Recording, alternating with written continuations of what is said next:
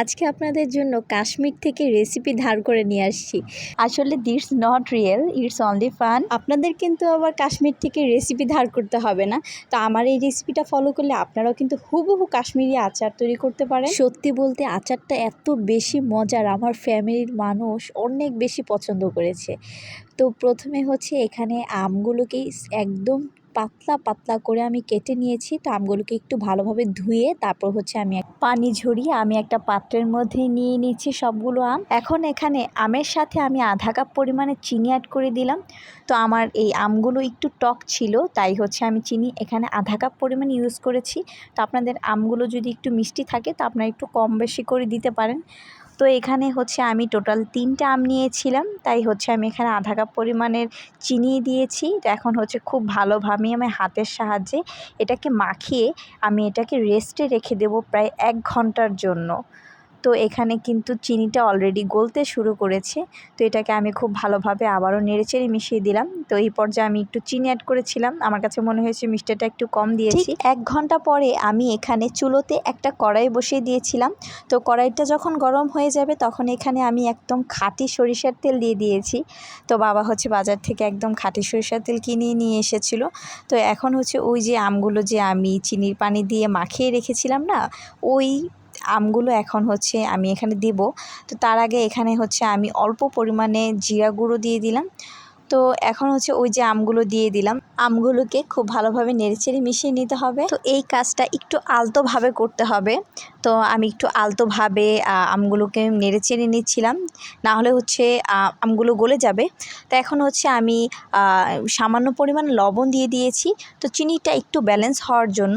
তো এই তো আমার কিন্তু 5 মিনিট অলরেডি হয়ে গেছে।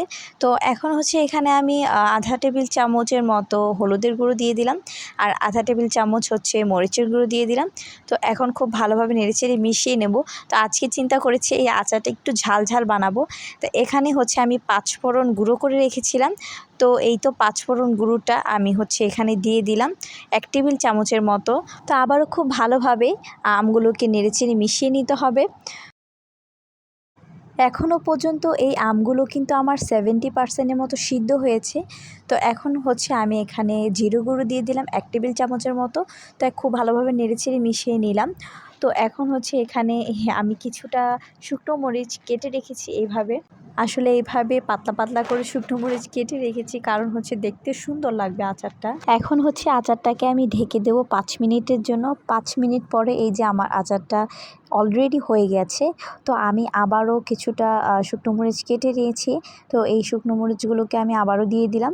তো এটা দিলে হচ্ছে ঝাল ঝাল লাগে খেতে, আর দেখতেও কিন্তু অসম্ভব সুন্দর লাগে। তো এদিকে হচ্ছে আমি আরেকটু ঝাল বাড়ানোর জন্য আমি আরেকটু শুকনো মরিচের গুঁড়ো দিয়ে দিলাম। তো এই তো আচারটা অলরেডি হয়ে গেছে। তো আচারটাকে এখন আমি নামিয়ে নেব।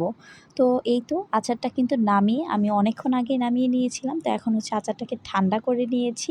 তো এখন হচ্ছে একটা পাত্রে, একটা কাচের পাত্রে আমি হচ্ছে আচারটাকে সার্ভ করে নিচ্ছিলাম।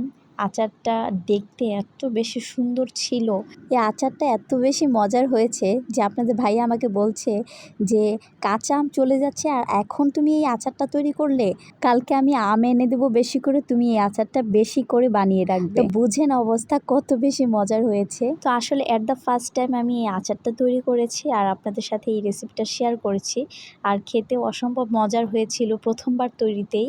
তো এইখানে আমি আরও কিছুটা শুকনো মরিচ দিয়ে দিলাম ডেকোরেশনের জন্য। আর আচারটা একটু ঝাল হয়েছিল আর খেতে কিন্তু অনেক বেশি ভালো লেগেছিল। এই তো আজকের এই ভিডিওটা এই পর্যন্তই। আর এই আচারটার রেসিপিটা আপনাদের কেমন লেগেছে তা অবশ্যই কমেন্ট করে জানাতে ভুলবেন না। আর এমন আরও নিত্য নতুন রেসিপি পেতে আমার পেজটা অবশ্যই ফলো দেবেন আর আমাকে অবশ্যই সাপোর্ট করবেন। আল্লাহ হাফেজ।